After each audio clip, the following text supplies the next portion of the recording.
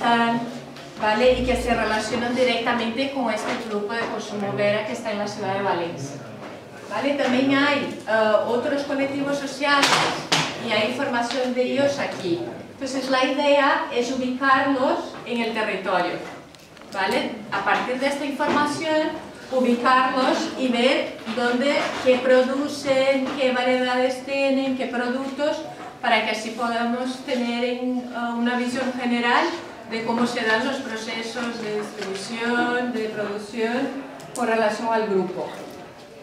Y a partir de ahí, pues que saquemos conclusiones con relación a cómo se dan las prácticas del grupo de consumo Vera, cómo se relaciona con sus productores, qué principios y valores pues comparten y difunden, y luego pues ponemos en común y profundizamos en la experiencia del grupo de consumo Vera.